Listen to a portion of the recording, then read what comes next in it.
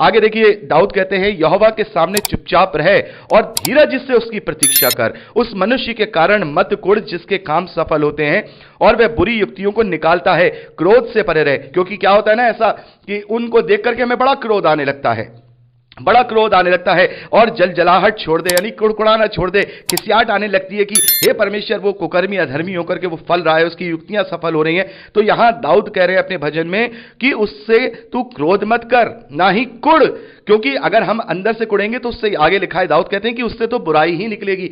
मेरे प्यारे भाई बहनों, यदि हम किसी अधर्मी व्यक्ति को ऐसे फलता फूलता हुआ देखें तो हमारे अंदर से बुराई ही निकलेगी, हमारे अंदर से फिर कुड़कुड़ाहट ही निकलेगी, परमेश्वर के विरोध की बात ही निकलेगी, कोई अच्छी बात नहीं निकलेगी। मत कुड़। और देखिए यहां ये जो नवा वचन है, दाऊद कहते हैं क्योंकि कुकर्मी लोग काट डाले जाएंगे और जो यहोवा की बाट जोते हैं वह पृथ्वी के अधिकारी होंगे। और मेरे प्यारे भाई बहनों, 11वें वचन में दाऊद कहते हैं कि परंतु नम्र लोग पृथ्वी के अधिकारी होंगे और बड़ी शांति के कारण आनंद मनाएंगे। और 29वें वचन में दाऊद कहते हैं कि धर्मी लोग पृथ्वी के अधिकारी होंगे और उसमें वे सदा बसे रहेंगे। और 34वें वचन में दाऊद कहते हैं यहोवा की बाट जोता रहे और उसी के मार्ग पर बना रहे, वह तुझे बढ़ाकर पृथ्वी का अधिकारी कर देगा। तो मेरे प्यारे भाई बहनों, यहां जो इस अध्याय का जो की वचन है वो है कि परमेश्वर नम्र लोगों को पृथ्वी का अधिकारी करेगा। और प्रभु यीशु मसीह ने भी मत्ती रचित सुसमाचार में हम पढ़ते हैं जो शुरुआत के उपदेश हैं जो प्रभु ने पहाड़ी पर दिए हैं। मत्ती रचित सुसमाचार 5वें अध्याय 5वें वचन में प्रभु कहते हैं कि धन्य हैं वे जो नम्र हैं क्योंकि वह पृथ्वी के अधिकारी होंगे। मेरे प्यारे भाई बहनों, यहां इसका जो मूल कंक्लूजन है वो यही वचन है कि जो लोग नम्र होते हैं, जो लोग धर्म पर चलते हैं, जो लोग यहोवा के बाट जोते हैं, परमेश्वर उन्हें पृथ्वी का अधिकारी कर देगा। इन लोगों के लिए जो लोग आज जिनकी युक्तियां सफल हो रही हैं, जो कुकर्मी हैं, उनके लिए कुड़कुड़ाओ मत, परमेश्वर तुम्हें अपने इस पृथ्वी का अधिकारी करने पर है। मेरे प्यारे भाई बहनों, यहां जो ये बात की जा रही है ये अंत फल के विषय में बात की जा रही है, यानी कि इस धरती पर रहते हुए पृथ्वी के अधिकारी बनने की बात नहीं हो रही है, ये अंत फल के विषय में बात हो रही है कि अंत में परमेश्वर तुम्हें इस पृथ्वी का अधिकारी करेगा। और इस बात को प्रभु यीशु मसीह ने स्वयं अपने वचन में कहा है। तो ये क्या है? ये वो राज्य है जब प्रभु यीशु मसीह 1000 साल के लिए इस पृथ्वी पर राज्य करेगा और उसके लोग उसके साथ उसके अधिकारी होंगे। मेरे प्यारे भाई बहनों, हम इस बात को पढ़ते हैं कि प्रभु के लोग प्रभु के साथ 1000 साल तक इस पृथ्वी के अधिकारी बनकर राज करेंगे। तो मेरे प्यारे भाई बहनों, हमारे पास वो अधिकार है। यहां ये जो बात की जा रही है वो यही की जा रही है कि तुम अंततः तुम पृथ्वी के अधिकारी रहोगे। और देखिए 29वें वचन में दाऊद कहते हैं कि धर्मी लोग पृथ्वी के अधिकारी होंगे और उसमें सदा बसे रहेंगे, सदा बसे रहेंगे। यानी जो धर्मी होंगे, जो परमेश्वर की बाट जोने वाले हैं, प्रभु यीशु मसीह के जो पीछे चलने वाले हैं, वो सदा बसे रहेंगे, ना केवल उस 1000 साल के राज में बल्कि अनंत जीवन में परमेश्वर की सहभागिता में और परमेश्वर प्रभु यीशु मसीह के साथ सदा बसे रहेंगे। ये लोग कट जाएंगे। ऐसे कुकर्मी और अधर्मी जो आज बढ़ रहे हैं, आज जो फलते फूलते नजर आ रहे हैं, ये कट जाएंगे, हरी घास के समान ये मुरझा जाएंगे। आज जो घास तुम्हें हरी हरी दिखाई दे रही है, ये घास मुरझा जाएगी, ये घास काट दी जाएगी। इनको ऐसा भयानक प्रतिफल दिया जाएगा जिसके विषय में तुम जानते हो। तो जब तुम जानते हो कि इन्हें ऐसा भयानक प्रतिफल दिया जाएगा तो फिर तुम क्यों कुड़ते हो?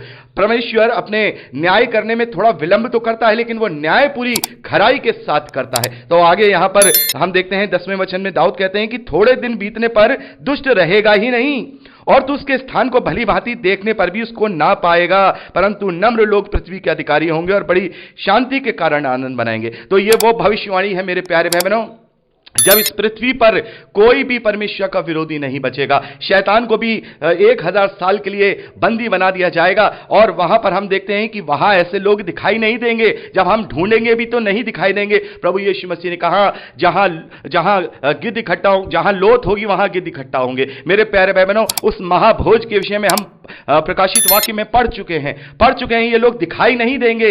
अब जो हम देखते हैं ना, मसीह विरोधी क्या करेगा? मसीह विरोधी यही तो करेगा, समस्त पूरी दुनिया पर क्या करेगा? अपना राज्य स्थापित करेगा, अपना सिंहासन लगाएगा, लोगों को अपने वश में करके उनके माथे पर, दाहिने हाथ पर मोहर लगाएगा। उसके लोग क्या करेंगे? शासन करेंगे, यहां पर अधर्म के कार्य करेंगे, लेकिन क्या होगा? वो कोई दिखाई नहीं देगा, कोई दिखाई नहीं देगा। उस वचन के द्वारा जो प्रभु यीशु मसीह है, जब उसका द्वितीय आगमन होगा तो उसके मुख से जो चोखी तलवार निकलेगी, उससे वो सब भस्म कर दिए जाएंगे, सब मार दिए जाएंगे, और समस्त मांसाहारी पक्षियों की वहां पर बड़ा भोज होगा। वो उनके मांस को नोच नोच करके खाएंगे, कोई दिखाई नहीं देगा। तो हमें उस अंत फल के विषय में देखना है, ना कि इस धरती की जो भौतिक वस्तुएं हैं, जो शैतान के द्वारा उन्होंने प्राप्त कर ली हैं, उसके लिए कुड़कुड़ाना है। हमें कुड़कुड़ाना नहीं है। हमें इस बात के लिए, कभी भी इस बात के लिए परमेश्वर पर दोष नहीं लगाना। हम कई बार परमेश्वर पर दोष लगाकर अपने आप को परमेश्वर से दूर कर लेते हैं, लेकिन हमें कुड़कुड़ाना नहीं है, क्योंकि हम अगर नम्र हैं, प्रभु का यह वादा है कि नम्र लोग पृथ्वी के अधिकारी होंगे। हम बचेंगे, कोई नहीं बचेगा। जितने भी कुकर्मी हैं, वो कोई भी यहां ढूंढने पर भी दिखाई नहीं देगा। 12वें वचन से आगे दाऊद कहते हैं कि दुष्ट धर्मी के विरुद्ध बुरी युक्ति निकालता है और उस पर दांत पीसता है, परंतु प्रभु उस पर हंसेगा, क्योंकि वह देखता है उसका दिन आने वाला है। परमेश्वर ऊपर देखकर उसकी उस दयनीय स्थिति पर हंसेगा। उस वक्त हंसेगा वो जब वो गिड़गिड़ा रहा होगा, उसकी कोई सुनने वाला नहीं होगा। हम देखते हैं कि जब नरक में जो लोग ऐसे जो कुकर्म करने वाले हैं जब डाले जाएंगे, तो उनकी आवाज कोई सुनने वाला नहीं होगा, उनकी आवाज कोई सुनने वाला नहीं होगा, और वो भयानक दिन शीघ्र अतिशीघ्र आने वाला है। दुष्ट लोग तलवार खींचे और धनुष चढ़ाए हुए हैं, ताकि दीन दरिद्र को गिरा दें और सीधी चाल चलने वालों को वध करें। उनकी तलवारों से उन्हीं के हृदय छेदेंगे और उनके धनुष तोड़े जाएंगे। धर्मी का थोड़ा सा धन दुष्टों के बहुत धन से उत्तम है, क्योंकि दुष्टों की भुजाएं तोड़ी जाएंगी, परंतु यहोवा धर्मियों को संभालता है। यहोवा खरे लोगों की आयु की सुधि रखता है और उसका भाग सदैव बना रहता है। तो मेरे प्यारे भाई बहनों, परमेश्वर धर्मियों का भाग सदैव बनाए रखेगा। हो सकता है वो प्रतिफल आज हमें इस धरती पर ना दिखाई दे, इस धरती पर हमें सुख सुविधाएं, भौतिक चीजें दिखाई ना दे, लेकिन हमारी आशा अनंत जीवन पर है। आगे लिखा है 19वें वचन में, विपत्ति के समय उनकी आशा ना टूटेगी और वे ना लज्जित होंगे और अकाल के दिनों में वे तृप्त होंगे। दुष्ट लोग नष्ट हो जाएंगे और यहोवा के शत्रु खेत की सुतरी घास के समान नष्ट होंगे। वे धुएं के समान लुप्त हो जाएंगे, कहीं वो दिखाई नहीं देंगे। तो मेरे प्यारे भाई बहनों, ये अंत के दिनों में जो न्याय की प्रक्रिया होने वाली है, उस न्याय की प्रक्रिया में जब परमेश्वर भूसी को जलाने पर होगा, प्रभु यीशु मसीह अपने गेहूं को अपने खत्ते में जमा करेगा और भूसी को वो उस अनंत आग में डालेगा जो कभी बुझने की नहीं है। तो ऐसे लोगों को देख करके हमें कुड़कुड़ाना नहीं है, ऐसे लोगों को देख करके हमें जलना नहीं है, ऐसे लोगों को देख करके हमें अपने विश्वास को कमजोर नहीं करना है। अपना प्रतिफल सोचें और उसका प्रतिफल सोचें, तब देखेंगे कि उसके पास कुछ भी नहीं और हमारे पास वो अनंत जीवन का स्वर्गीय